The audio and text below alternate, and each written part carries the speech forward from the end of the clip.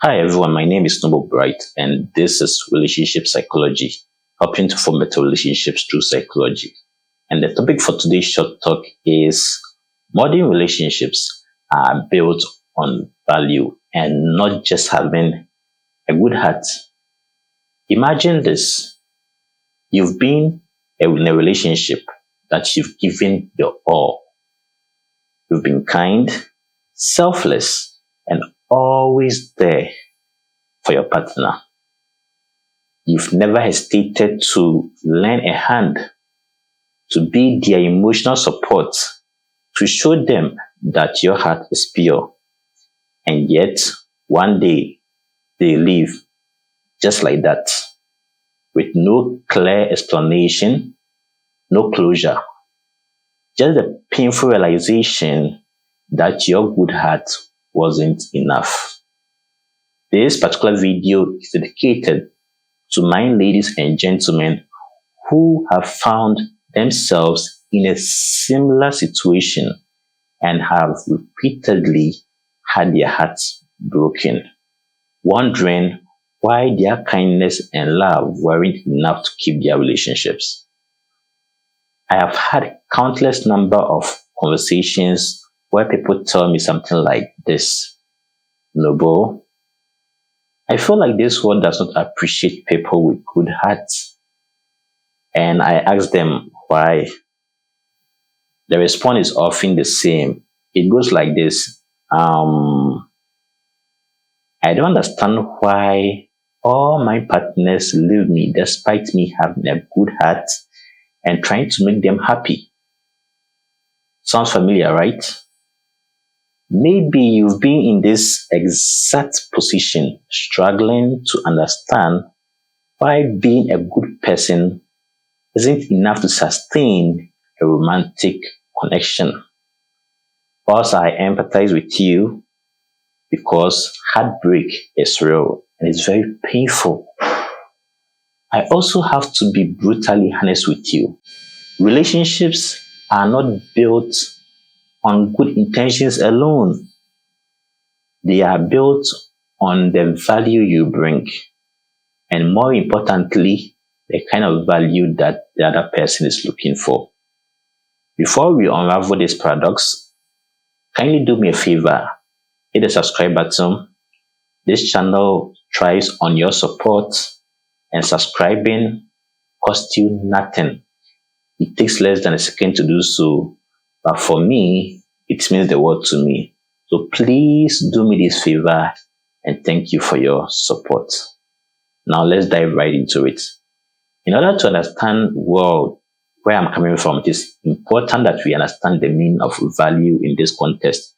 And I will define value according to Schwartz's definition, which is value is defined as a cognitive construct defining desirable trans-situational goals and ordered by importance. They represent people's motivations and provide a basis for attitude and behavior. Although its concept was initially applied to corporate settings, but it is also relevant in relationships. And as it goes, if it works in business, it certainly works in relationships as well. Values comes in two forms: the tangible in the sense of physical measurable things that people seek for.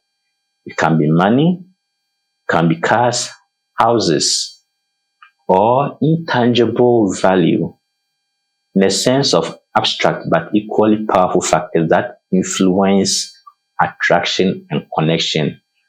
This includes love, emotional security, knowledge, and so on. According to psychologist Schwartz, people are driven by specific underlying values. Here are some of the key values that influence relationships.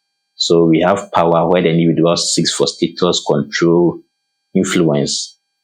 Achievement, where the individual also looks for success, ambition, competence. Hedonism, in this case, the individual's underlying value is to seek for pleasure, enjoyment, excitement. You have stimulation, where the person looks out for novelty, adventure, spontaneity. Also, someone whose underlying value is self-direction will look out for independence, creativity. Universalism will look out for social justice, equality, environmental consciousness. And someone who values benevolence will appreciate people who show kindness, loyalty, honesty. People who value tradition will seek out for culture and religious adherence. Conformity will look for respect for social norms. And finally, people who value security will appreciate stability, safety, and predictability in their lives. Now, here's the kicker. Some values are directly opposed to each other, which explains why certain relationships fail despite the good intentions. So I'm going to give you some examples here. Let's take, for instance, someone who values power enters into a union with a universalism. Here, they are bound to fail because one partner craves for dominance and control, while the other person values equality and social justice. Similarly, someone who values achievement going into a relationship with the other person whose underlying value is benevolence are also likely to fail because one partner is obsessed with personal success and the other is focused on selfless giving. Hedonism entering into a relationship with security wouldn't work. The one who values hedonism is seeking for thrill and excitement, while the other who appreciates security will want to have predictability and stability in his or her life. Someone seeking out for stimulation, building a relationship with the other person who values conformity aren't also going to work because one loves adventure and the other creates routine. And with time, resentment will build. And finally, let's say we have a situation whereby the individual values self-direction and he or she pairs with the other who values tradition. They are also going to fail because one values freedom and independence, whilst the one who values tradition will want to follow social norms and traditions. And here they are going to clash in the long run. So, before you get stuck in a cycle of heartbreak, my brother and sister, ask yourself this question. Did your value align with your partner's? Did you provide the kind of value they were looking for? More often than not, people leave relationships not because their partner has a bad heart, but they leave because they aren't getting the value that they seek for. My brothers and sisters, here's the reality. Having a good heart is great, it's perfect, and I appreciate that. In fact, the world needs you people. However, you have to know that it won't guarantee you having a fulfilling relationship if you're not offering the value that your partner truly seeks for. If someone seeks pleasure, they won't stay just because you care about them deeply. They want excitement. If someone values power and ambition, they won't stay just because you are kind. They need a partner who helps elevate them in that position. And similarly, if someone craves security, they won't stay if their life feels unstable with you. No matter how deeply you love them, they won't stay. In short, identify what they truly value and meet that particular need. Some people just want to be fagged until they lose themselves. And you would have to give them just exactly that.